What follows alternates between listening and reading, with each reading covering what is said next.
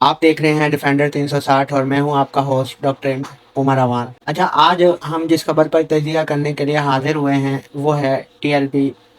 کی قیادت پر شب خون۔ دیکھیں، دراصل ٹی ایل پی ایک سیاسی مذہبی جماعت تھی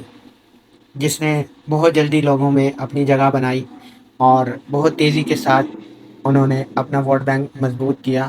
جو عالمی استعماروں کی نظر میں بہت خطرناک صورتحال تھی۔ تو لہٰذا عالمی استعماروں نے پاکستان میں موجود اپنے گماشتوں کو استعمال کرتے ہوئے اس تنظیم اور اس تحریک کو ختم کرنے کا عندیہ دیا، جس پر اکتوبر کے مہینے میں ہی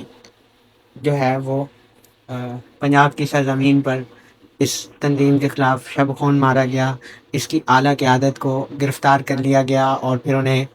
جو ہے وہ فرار ظاہر کیا گیا۔ سمجھ نہیں آتی زمین کھا گئی یا آسمان کھا گئی۔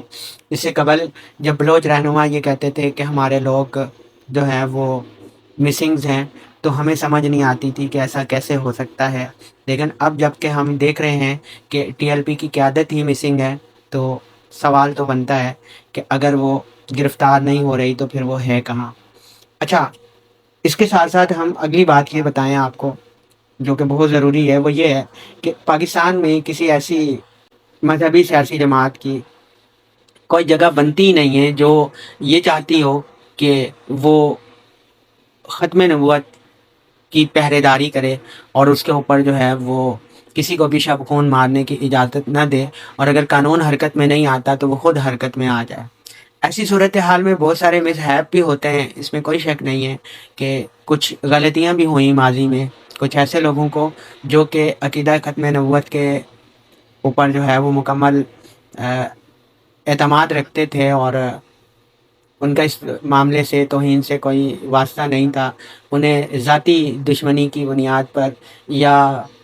کسی اور وجہ سے نشانہ بنایا گیا اور اس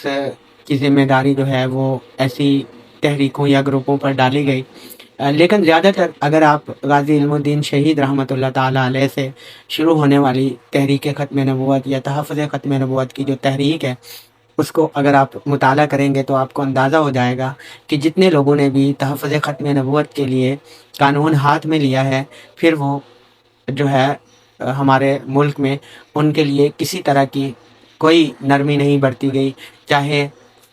ہمارے ملک کے اندر حکومت انگریز کی ہو، یعنی 1947 سے پہلے کی بات ہو یا 1947 کے بعد کی بات ہو، ایسے تمام لوگوں کو جو ہے وہ پھانسی یا تختہ دار پر لٹکایا گیا اور وہ تمام لوگ بخوشی انہوں نے اپنی اس طرح کی موت کو گلے لگایا۔ لیکن اب یہ تحریک دن بدن مضبوط ہوتی چلی جا رہی تھی، اور اس کے مضبوط ہونے کی وجہ ان کا ایک پلیٹ فارم پر جمع ہونا تھا ٹی ایل پی کے نام سے، اور ٹی ایل پی پر شب خون مار کے اس سے تتر بتر کرنے کی کوشش کی جا رہی ہے۔